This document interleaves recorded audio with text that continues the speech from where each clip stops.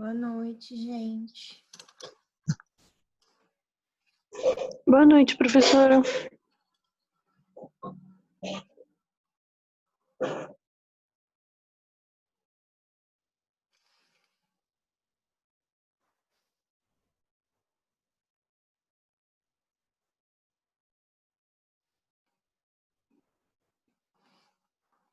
Vou esperar 7h05 para começar, tá?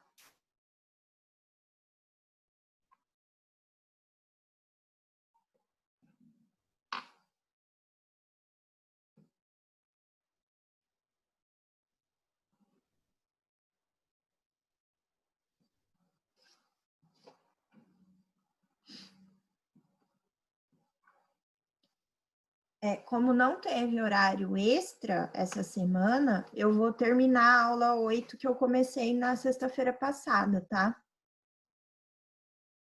Aí a aula 12 vai ficar para a semana que vem. Essa semana mudou um pouco o horário de vocês, né?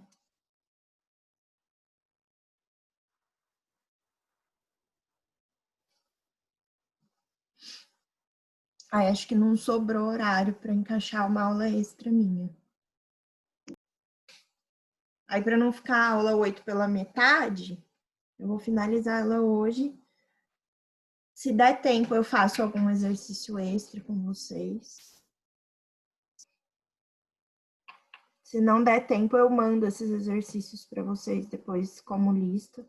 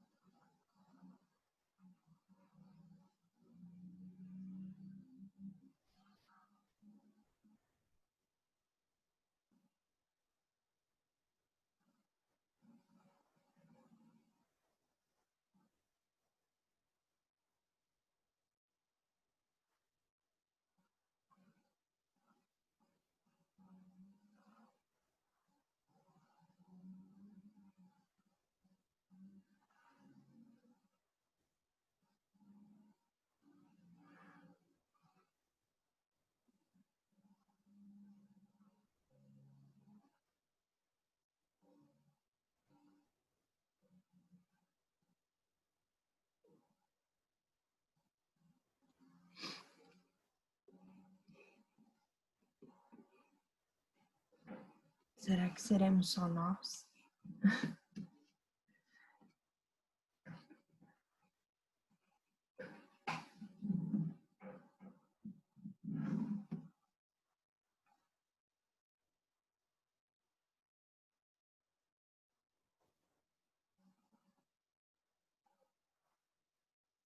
O pessoal tá só atrasado, então.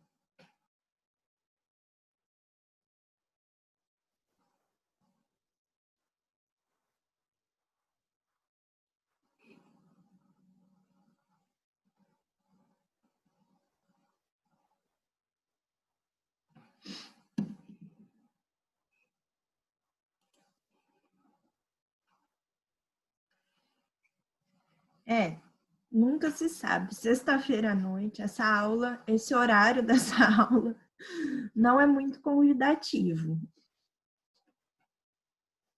Acho que eu só tô sempre aqui porque eu sou a professora, eu não tenho escolha.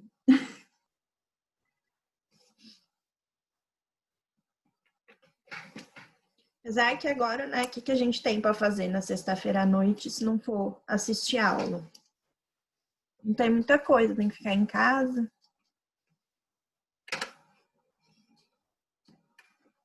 Dormir é bom. Bom também. Vou começar, gente. Então, boa noite, Luísa, Lara, Angélica e Thalita. São essas as pessoas que estão na aula mesmo? Vamos começar, então.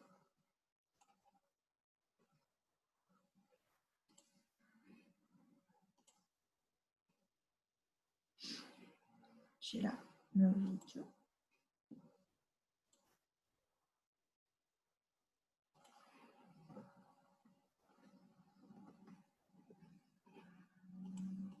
Bom, a aula 8 que a gente estava vendo era sobre polinômios e equações algébricas. Daí a gente viu uma boa parte dela, só que não terminou. Falta ainda uma parte da parte teórica e eu não fiz nenhum exercício ainda. Os exercícios, basicamente, envolvem funções. Então, são polinômios, equações algébricas, mas está relacionado com função. Então, a aula 7 e a aula 8, elas são meio que interligadas. Bem interligadas, na verdade. Meio difícil dividir uma da outra, nos exercícios principalmente. Vocês vão ver que a gente vai ver coisas que a gente tinha visto na aula 7 para resolver os exercícios agora. Então, vamos lá. Teorema fundamental da álgebra.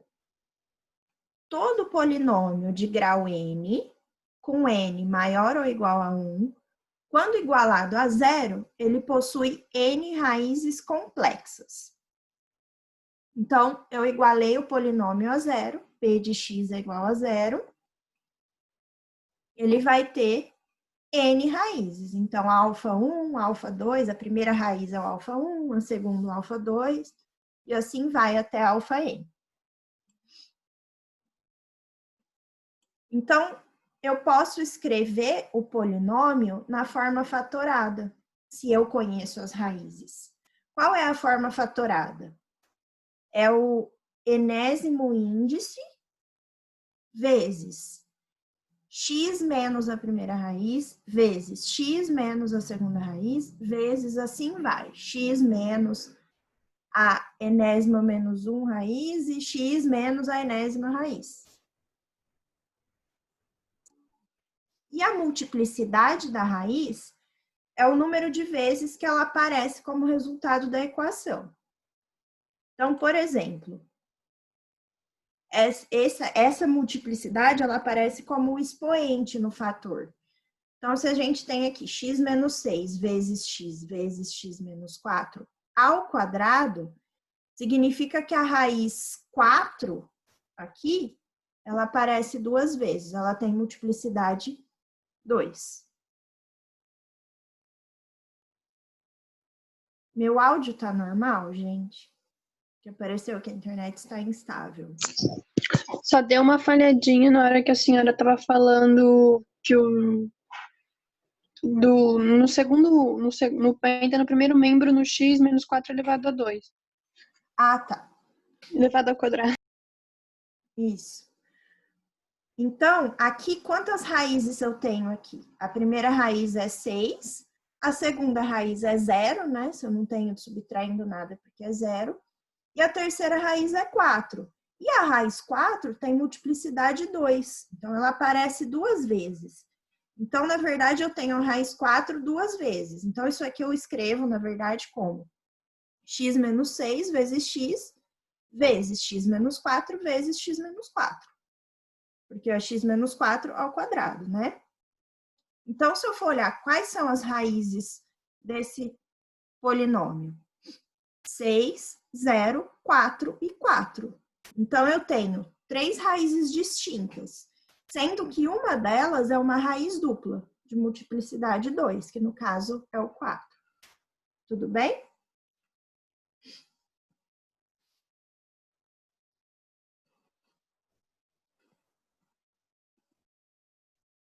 Raízes complexas. Vocês viram que eu coloquei aqui?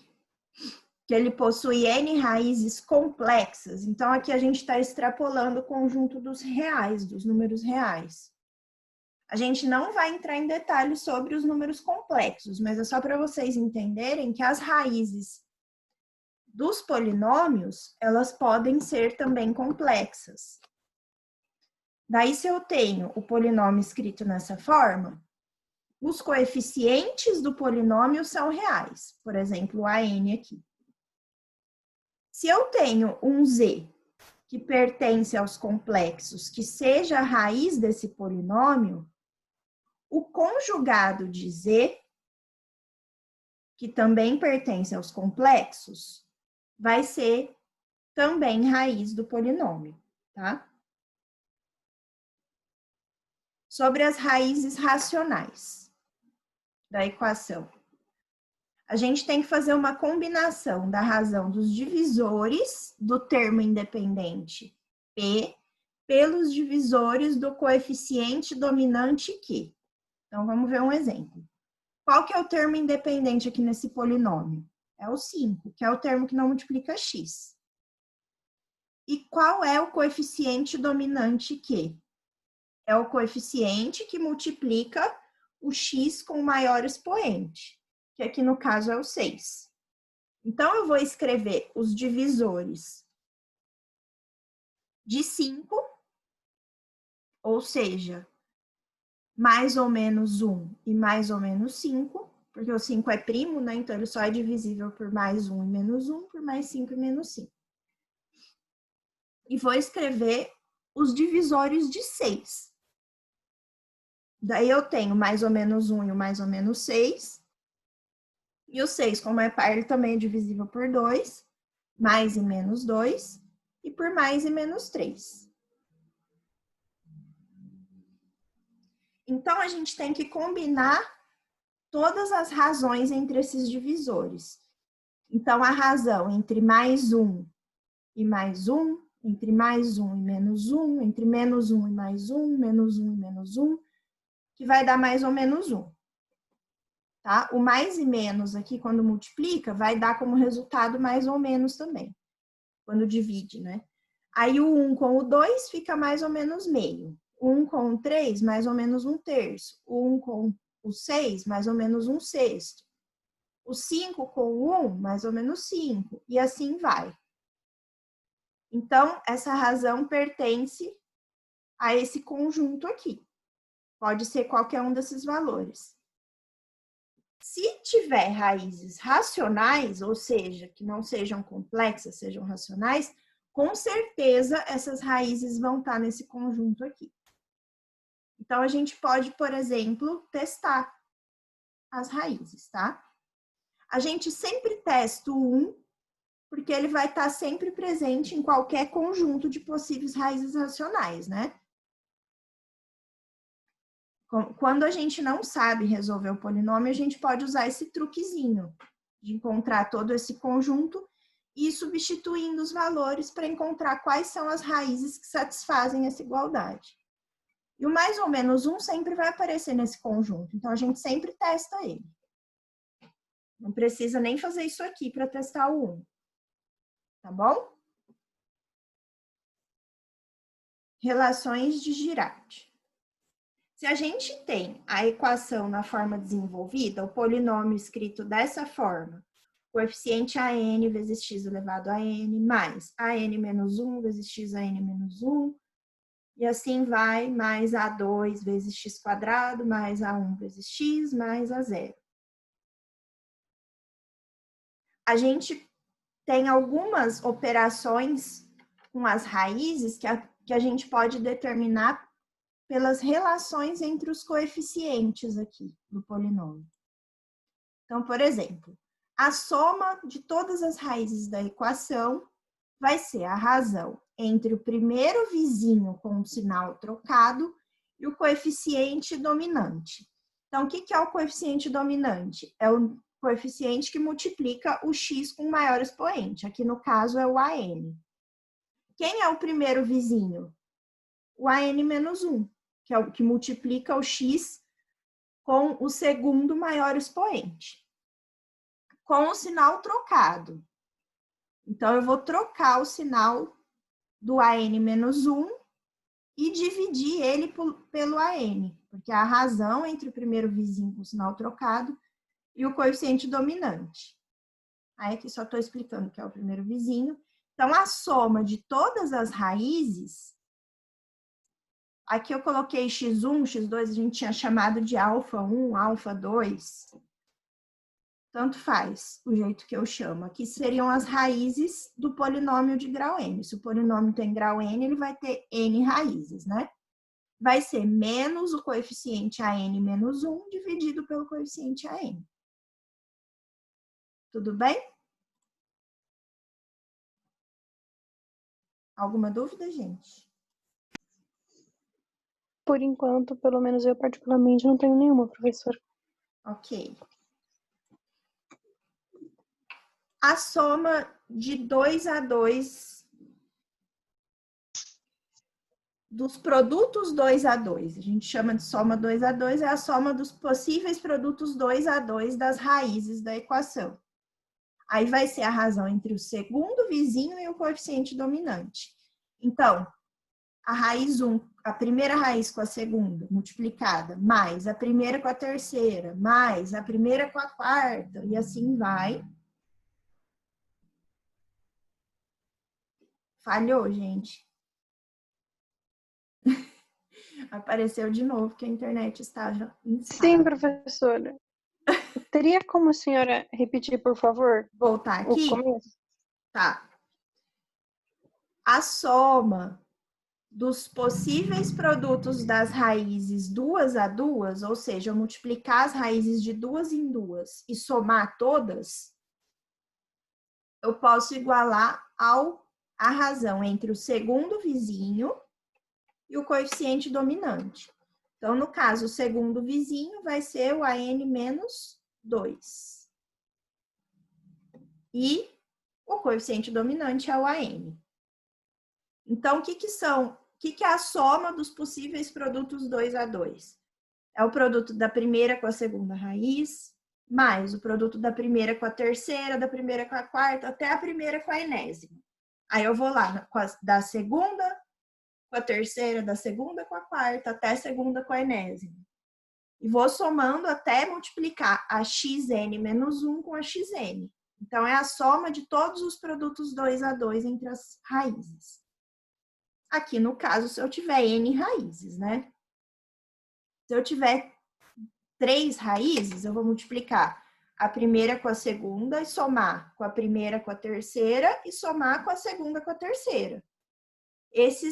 A soma desses 3 produtos vai ser o coeficiente do segundo vizinho dividido pelo coeficiente dominante.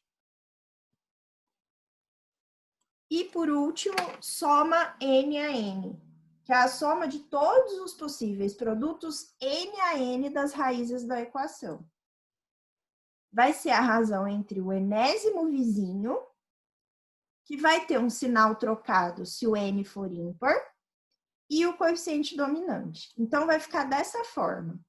Na verdade, a soma de todos os possíveis produtos n a n, se eu tenho n raízes, vai ser o produto de todas as raízes, simplesmente. Então, se eu multiplico todas as raízes umas pelas outras, eu tenho como resultado menos 1 elevado a n, porque se o n for ímpar vai ficar negativo, se ele for par vai ficar positivo, então satisfaz isso aqui, vezes o enésimo vizinho, é o vizinho mais distante do AN, que é o A0, que é o independente, dividido pelo coeficiente dominante, que é o AN. Tudo bem? Então, agora acho que a gente vai para os exercícios. Vocês vão ver que a gente não vai ver muita coisa dessa última parte nos exercícios, tá? Porque é muito difícil cair em vestibular. Mas é bom vocês saberem que existe isso. 2 dos materiais mais utilizados para fazer pistas de rodagem de veículos são o concreto e o asfalto. Uma pista nova de concreto reflete mais os raios solares do que uma pista nova de asfalto. Porém, com os anos de uso, ambas tendem a refletir a mesma porcentagem de raios solares, conforme mostram os segmentos de retas nos gráficos. Então, a pista de concreto, no início, ela reflete muito, mas a reflexão solar dela vai diminuindo com os anos. Enquanto a pista de asfalto, no começo, reflete pouco, mas essa reflexão solar vai aumentando com os anos. Vai chegar uma hora que a porcentagem de reflexão das duas vai ser a mesma, né? Mantidas as relações lineares expressas nos gráficos ao longo dos anos de uso, 2 pistas novas, uma de concreto e outra de asfalto atingirão pela primeira vez a mesma porcentagem de reflexão dos raios solares após. Então, eu quero achar justamente o valor aqui no eixo X de anos que demora para as duas atingirem a mesma porcentagem de reflexão. Então, vamos lá. A gente tem que achar as funções que descrevem cada uma dessas pistas aqui, da reflexão para cada uma delas. Então, para a pista de concreto, eu chamei a função de C de X. E que tipo de função é essa? É uma função de primeiro grau, né? Porque o gráfico é uma reta inclinada. Então, eu chamei de AX mais B. Daí a gente vai determinar esses coeficientes A e B. Para a pista de asfalto, eu chamei de A de X, que vai ser um coeficiente A' vezes X mais um coeficiente B'. Eu só pus o linha aqui para diferenciar desse aqui, tá? Aqui, mesma coisa, vai ser uma função de primeiro grau, porque eu tenho uma reta. Nesse caso, a função é decrescente, significa que o A vai ter valor negativo, que é o coeficiente que multiplica o X. E aqui a função é crescente, então o A' ele vai ter valor positivo, tá? Para achar o A, que é o coeficiente angular, o que eu faço? Eu divido o ΔY pelo ΔX. Então, eu faço o Y final, no caso aqui é 25, menos o Y inicial, que no caso aqui é 35. E divido pelo ΔX. O X foi de 0 até 6. Então, o ΔX é 6 menos 0. É o final menos o inicial. 25 menos 35 é menos 10. 6 menos 0, 6. Então, fica menos 10 sobre 6, que eu posso simplificar por 2. Fica menos 5 sobre 3. Esse é o coeficiente A. O coeficiente B é o valor que a reta cruza o eixo vertical, que é o eixo Y. Aqui no caso B é 35. Então, substituindo esse valor de A e esse valor de B aqui na função, eu tenho que C de X vai ser igual a menos 5/3 de X mais 35. Tudo bem, gente? Vocês entenderam o que eu fiz?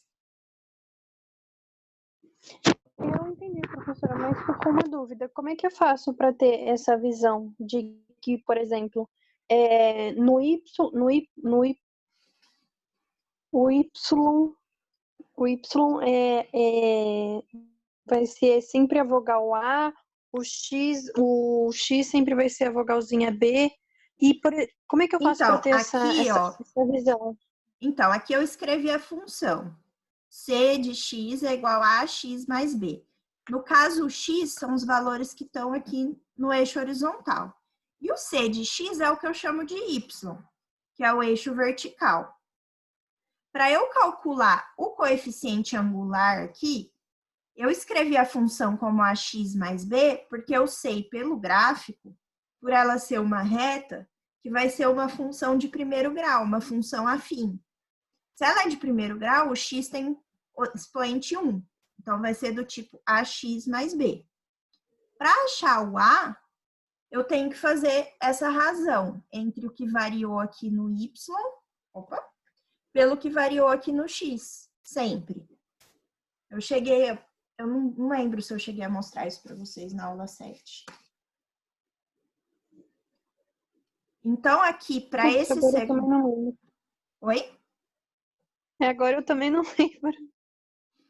Mas você conseguiu entender ou não? Consegui. Mas tá, eu consegui enxergar o A e o B. Mas, por exemplo, vamos supor que fosse uma função que teria um outro elemento, um elemento C. E aí, como eu poderia enxergar esse elemento? Então, se ela tivesse mais algum elemento, ela teria um X com outro expoente aqui. E aí ela já não seria mais uma função de primeiro grau. Daí teria que entrar em função de segundo grau, pelo menos, tá? Como eu tenho uma função de primeiro grau, eu vou ter só dois coeficientes, que é o coeficiente do X e o coeficiente independente. Se for uma de segundo grau, aí eu vou ter 3 coeficientes. Porque aí eu tenho o que acompanha o x², o que acompanha o x e o independente. Tudo bem? Como é só o x e o independente, eu só tenho 2 coeficientes mesmo. Entendi, obrigada. De nada. Aí, para essa segunda, ó, o que eu fiz? De novo, ΔY por ΔX. É o quanto variou o Y. O Y era 10, foi até 16, então ele variou 16 menos 10. Dividido pelo quanto variou o X. O X era 0 e foi até 6, então ele variou 6 menos 0. 16 menos 10 é 6, e 6 menos 0 é 6 também. 6 dividido por 6 dá 1. Então, o coeficiente angular aqui vai ser 1. E o B é o coeficiente linear, que é o valor que ele corta aqui no eixo Y, no eixo vertical. No caso aqui, o B vai ser 10, B', né? Então, substituindo A' e B' aqui, eu tenho que A de x vai ser 1 vezes x, que é x, mais 10. E tá de acordo com o que a gente tinha concluído antes de fazer as contas, né? O coeficiente A deu negativo e o A' deu positivo. Deu para entender? Agora que eu fiz o segundo exemplo, ficou mais claro? Deu sim, professor. Aqui a gente determinou as funções. Se eu conheço as funções, o que eu quero agora? Que os dois gráficos se encontrem. Para os dois gráficos se encontrarem, as duas funções têm que ser iguais. Elas se cruzam quando elas são iguais. Então, eu vou fazer com que C de x seja igual a A de x. O C de x é menos 5/3 de x mais 35, e o A de x é x mais 10. Daí eu vou rearranjar para deixar tudo que tem x de um lado e tudo que não tem x do outro, né? Esse menos 5/3 de x eu passo para cá somando, e esse mais 10 eu passo para cá subtraindo. Daí 35 menos 10 dá 25. Aqui, como eu estou somando fração, eu tenho que igualar o denominador. Como aqui não tem nada, é 1, né? Então, eu vou colocar o 3 como denominador comum, dividido pelo 1 que teria aqui, dá 3 vezes x, 3. E aqui já está 3, então eu repito o 5 aqui. Então, fica 3 mais 5, e o x eu pus em evidência. Então, 25 é igual. 3 mais 5 dá 8 sobre 3x. Daí, posso passar o 3 para cá multiplicando, fica 3 vezes 25, dá 75. E o 8 eu passo dividindo. Então, o x é igual a 75 sobre 8, que dá 9,375. Então, o que significa esse valor aqui? É a quantidade de anos que vai demorar para a reflexão solar da pista de concreto e da pista de asfalto se igualarem. Tudo bem, gente? Tudo bem. Professor, obrigada. Então tá. Então é a alternativa B, esse exercício. Vamos para o segundo. Os gráficos das funções f de x é igual a 1 mais 2 elevado a x menos k. G de x é igual a 2x mais b. Com k e b, números reais, se intersectam no ponto 3, 5. Sabendo que k e b são as raízes de uma função do segundo grau, a abscissa do vértice do gráfico dessa função é... Misturou um monte de coisa, né? Então, vamos pensar numa coisa de cada vez. Eu tenho a f de x e a g de x, reescrevi elas aqui. Aí, um dado importante que ele me dá, eu não consigo determinar a f de x aqui porque eu não conheço o k. E eu não consigo determinar a g de x porque eu não conheço o b.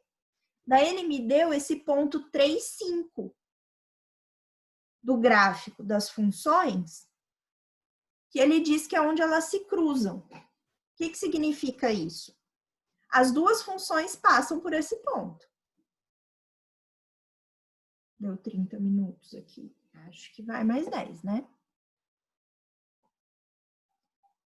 Então, elas se cruzam nesse ponto 3, 5. O que significa esse 3, 5? É um par ordenado do gráfico, que o 3 representa a abscissa, que é o x, e o 5 representa a ordenada, que é o y. Então, eu vou substituir o x por 3 e o f de x, que no caso é o meu y, por 5. E aqui a mesma coisa, eu vou substituir o x por 3 e o g de x, que é o meu y, por 5. Então, f de 3 é igual a 1 mais 2 elevado a 3 menos k. E o f de 3 é igual a 5. 5 é igual a 1 mais 2 elevado a 3 menos k. Essa parte vocês entendem?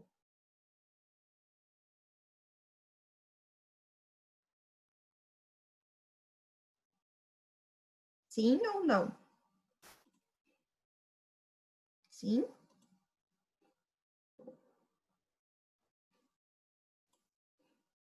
Então tá. Aí aqui eu vou fazer a mesma coisa. Não, primeiro eu vou resolver aqui.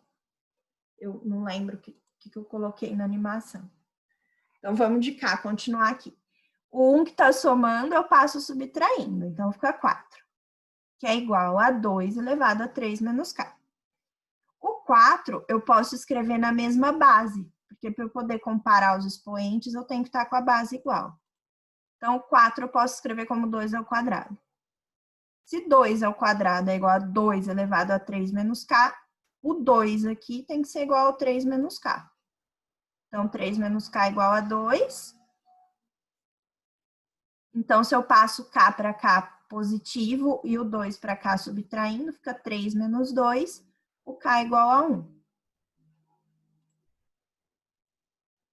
Daí, faço a mesma coisa com a g.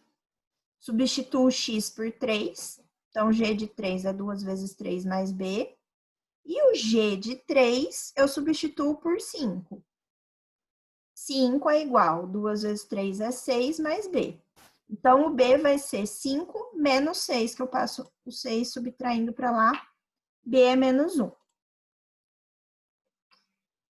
Daí, vamos para o final aqui do enunciado. Sabendo que k e b são raízes de uma função de segundo grau. A abscissa do vértice do gráfico dessa função é... Então, vamos lembrar. O gráfico da função de segundo grau, ele é uma parábola, certo? O vértice da parábola, ele está onde? Ele está exatamente no meio entre as duas raízes da função. Que as raízes da função são onde a parábola corta o eixo x. O vértice é o mínimo ou máximo da função, dependendo se a concavidade é para cima ou para baixo. Aqui não me importa se é o máximo ou o mínimo.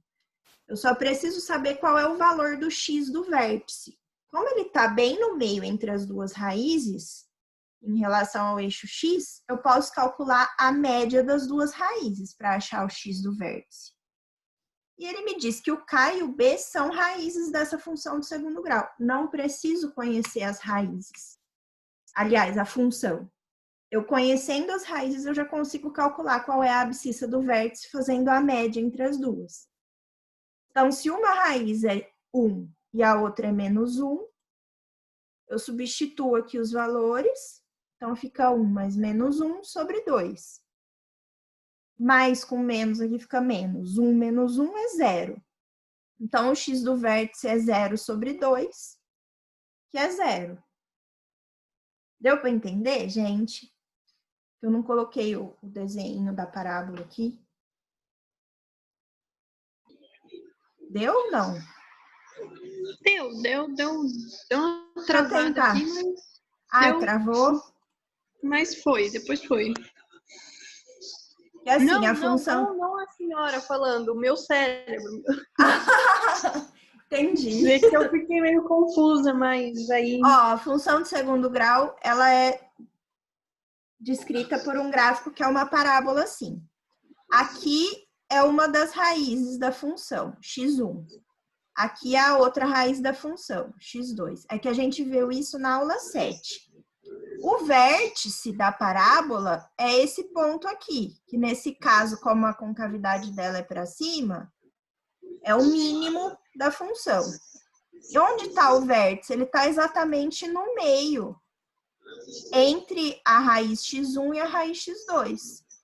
Então, para calcular o x do vértice, eu calculo o ponto médio entre x1 e x2. Como que eu calculo a média? Eu somo e divido por 2. Deu para entender melhor agora ou não? Com esse meu desenho perfeito? Entendeu? É porque eu estava tentando comparar o que a senhora estava fazendo com o enunciado, que aí eu acho que foi onde eu meio que, não sei, deu uma travada. Não, é Mas confuso esse exercício mesmo, porque tem muitas coisas para separar no enunciado, para poder interpretar ele. Então, beleza. Então, alternativa C, 0. O x, a abscissa do vértice, que é o x do vértice do gráfico dessa função, vai ser o 0. Terceiro exercício de aplicação. Deixa eu ver, faltam 3 minutos. Gente, eu vou encerrar aqui e a gente volta. Eu abro a próxima aula daqui 2 minutinhos, tá? Para não correr o risco de cortar na metade do exercício. Pode ser? Todo mundo me ouviu? Vou desligar e vocês entram na próxima, tá bom? Até daqui a pouco. Até.